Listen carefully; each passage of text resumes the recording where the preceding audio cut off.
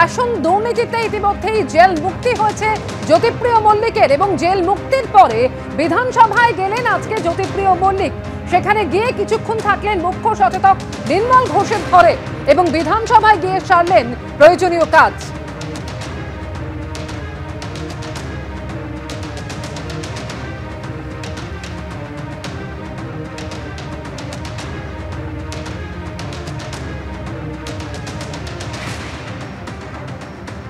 পরের খবরে আসবো, পুলিশকে গুলি করে এনকাউন্টারে নিহত সাজ্জাক, অবশেষে জালে তার সাগরেদ।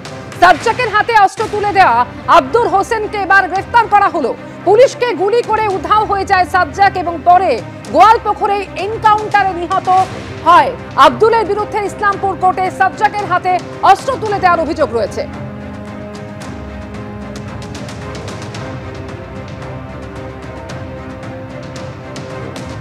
ফের রাজ্যে অগ্নিকাণ্ড, এবার হাওড়ার বন্ধ বার্ন স্ট্যান্ডার্ড কারখানায় ভয়াবহ আগুন লাগলো। কারখানার গোডাউনে প্রচুর পরিমাণে মজুদ দাহ্য বস্তুতে আগুন লাগে। প্রাথমিক তদন্তে এমনই অনুমান করছে দমকল।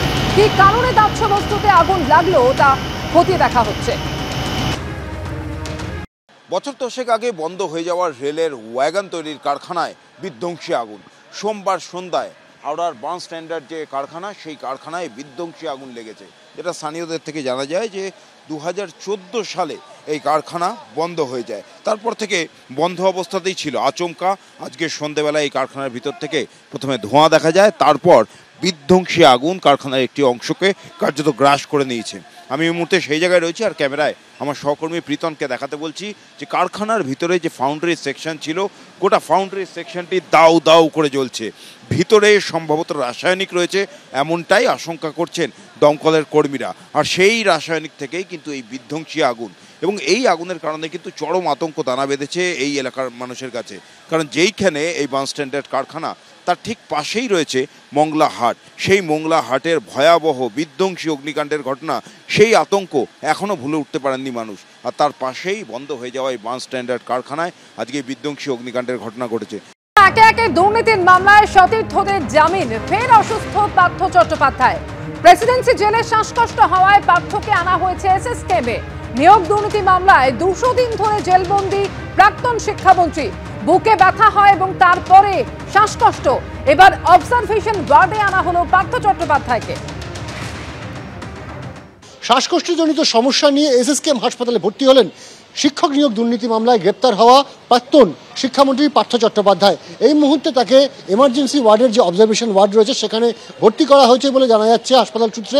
এবং তিনি শ্বাসকষ্ট নিয়ে কিন্তু এদিন সন্ধ্যেবেলায় তিনি পৌঁছন এসএসকেএম হাসপাতালে জেলের গাড়িতে করে, এবং তারপর তাকে প্রথমে নিয়ে যাওয়া হয় এমার্জেন্সি ওয়ার্ডে। সেখানে কিন্তু তাকে ইঞ্জেকশন দেওয়া হয়, এমনকি তাকে নেবুলাইজ করা হয়েছিল। তারপর সেখান থেকে যে কার্ডিওলজি যে এমার্জেন্সি রয়েছে সেখানে নিয়ে যাওয়া হয়, সেখানেও বেশ কিছুক্ষণ তাকে পর্যবেক্ষণ করা হয়। পরবর্তী সময় তাকে ফিরিয়ে নিয়ে আসা হয়েছে এই এমার্জেন্সি ওয়ার্ডে, এবং এই মুহূর্তে অবজারভেশন ওয়ার্ডের 40 নম্বর বেডে তাকে ভর্তি রাখা হয়েছে। এমনটাই কিন্তু আমরা এসএসকেএম সূত্রে জানতে পারছি। তার শ্বাসকষ্টজনিত সমস্যা যেমন রয়েছে, বৃহস্পতিবার রাত্রেবেলাও কিন্তু তিনি একবার বুকে ব্যথা অনুভব করেন, এবং তখনও কিন্তু চিকিৎসকদেরকে খবর দেওয়া হয় জেলের তরফে।